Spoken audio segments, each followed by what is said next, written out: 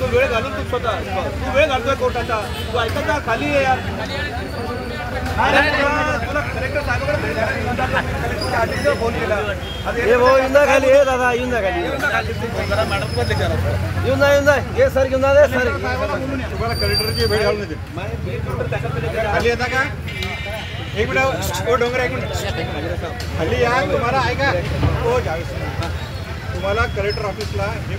मी घेऊन जाणार मी तुमच्या केसाला धक्का लागणार नाही मान्य तुम्हाला प्रामाणिक खाली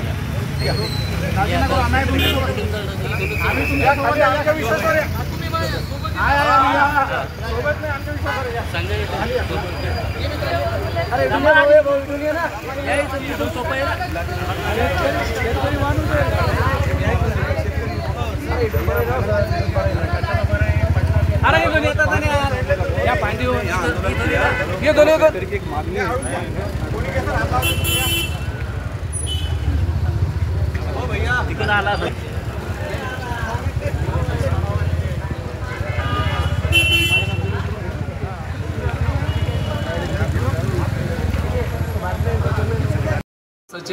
जवळपास 80,000 रुपये आम्ही आतापर्यंत 10 वेळेस कंपनीला गेलो कंपनीमध्ये कधीही गेला ती गेट बंद करून घेतात शेतकऱ्याला आत येऊ देत नाही आतापर्यंत लोकांनी सीडचे पैसे घेऊन खर्च करून टाकले पण ह्या शेतकऱ्याला न्याय नाही आम्ही अनेक वेळेस गेलो सीड केला सीडचे पैसे कोण पैसे भेटत जाऊ चेक द्याला तो कोण पाहून सांगतो ते पण शेतकरी तिथं थांबलेले कोर्टामध्ये माझ्यासोबत होते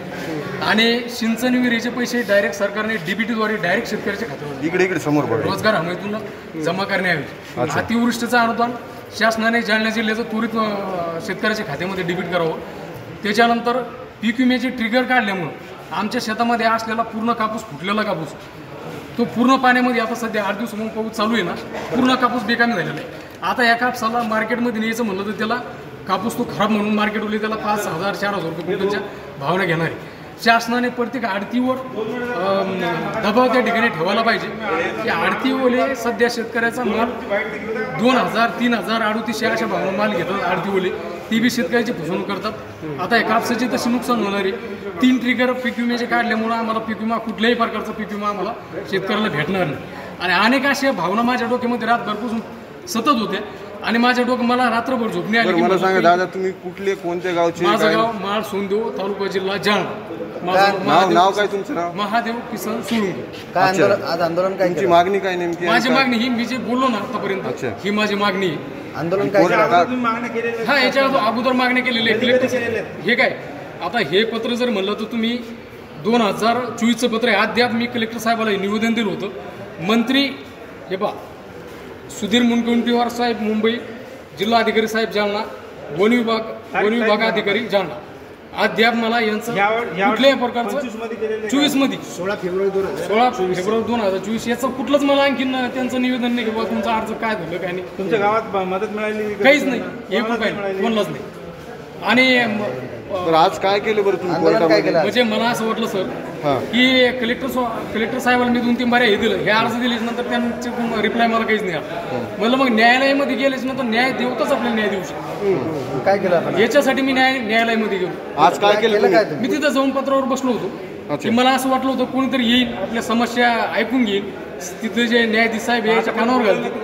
कोणी बोलवलं का चर्चेला नाही चर्चेला कोणीच नाही बोललो जिल्हाधिकाऱ्यांनी बोलवलं ना आता मला हे साहेब घेऊन आले इकडं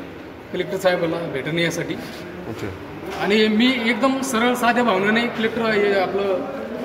न्यायालयामध्ये गेलो होतो की शेवटी न्याय आपल्याला इथूनच भेटू शकतो न्याय कुठून भेटणार सर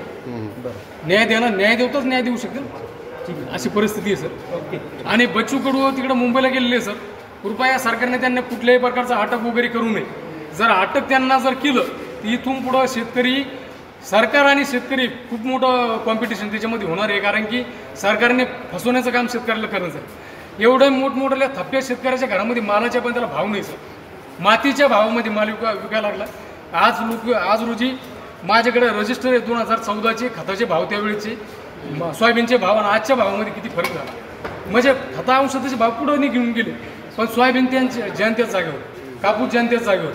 मालाला भाव कमीत कमी सोयाबीनला 10,000 रुपये कापसाला 12-13,000 रुपये अशा प्रकारचा भाव पाहिजे